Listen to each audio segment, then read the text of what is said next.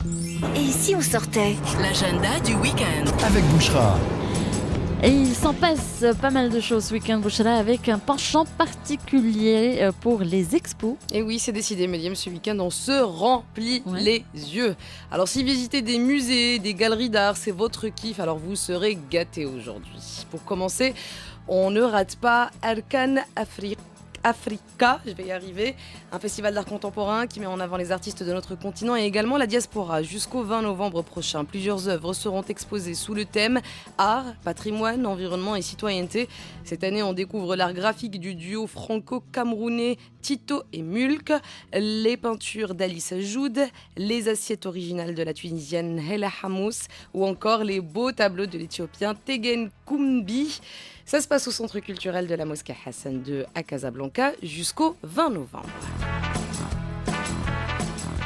Et toujours du côté de Casablanca, Bouchra, mais cette fois-ci, ce sera une expo photo. Et oui, Transhumance, c'est le nom donné à cette expo. Elle est signée Olivier Dassault, l'homme politique devient artiste et signe une jolie série photo dédiée à Marrakech. Jeu de lumière et de couleurs, la ville ocre se montre sous un nouveau visage et ça vaut vraiment le détour. Transhumance est visible à la Matisse Art Gallery de Casablanca jusqu'au 2 décembre prochain.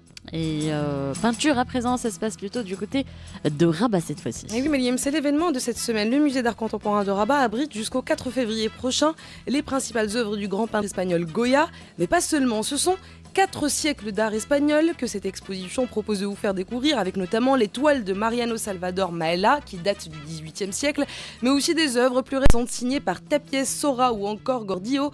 Le musée d'art contemporain de Rabat vous propose une plongée dans l'histoire de l'art espagnol en 70 œuvres. Ah oui, et bonne nouvelle les filles, on a appris également cette semaine que le musée ouvre gratuitement ses portes aux étudiants tous les mercredis. On applaudit l'initiative. C'est vrai qu'on applaudit cette initiative. Allez, un peu de musique pour changer. Et Bouchra nous propose du gospel ce week-end. Je sais, Mariam, que tu adores le gospel. D'ailleurs, j'attends toujours le petit concert en live. Alors, ça se passe du côté des studios des arts vivants de Casablanca. Le Tremplin Gospel vous convie à son 5e spectacle musical intitulé Monte ici. On va y aller, nous. On va monter là-bas. C'est demain à 19h. Et au programme ce week-end, Bouchra, du théâtre également avec le spectacle du grand metteur en scène Éric Bouvron. Et oui, c'est infatigable globe-trotter posé valise quelques jours au Maroc pour nous faire découvrir son adaptation de Cavalier de Joseph Kessel, une pièce qui a rencontré un immense succès en France. Bouvron réinterprète avec talent le chef-d'œuvre qui a obtenu, je le rappelle, en 2016 le Molière du théâtre privé. C'est une sorte de nuit afghane qui nous plonge au cœur d'une culture totalement fascinante, une pièce de théâtre qui relate une histoire d'homme, d'honneur, de dignité, de fierté. Rendez-vous demain soir à l'église portugaise d'El Jadida à partir de 19h. Sinon, la pièce est programmée également ce mercredi à Essaouira et vendredi prochain à Agadir. N'hésitez pas à consulter le site de l'Institut français pour plus d'infos.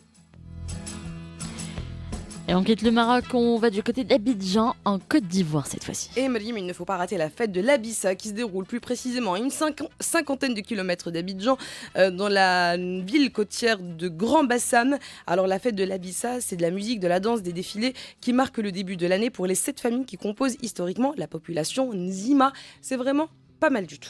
Très bien.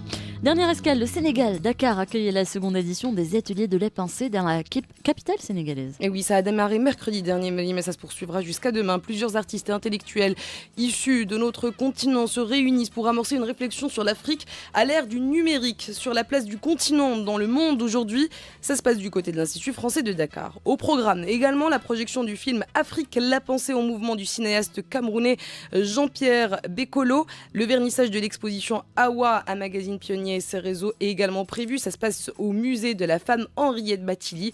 Et puis ce soir, surtout, ne ratez pas la pièce de théâtre We Call It Love à l'Institut français de Dakar. Voilà ce qui est dit et merci beaucoup surtout pour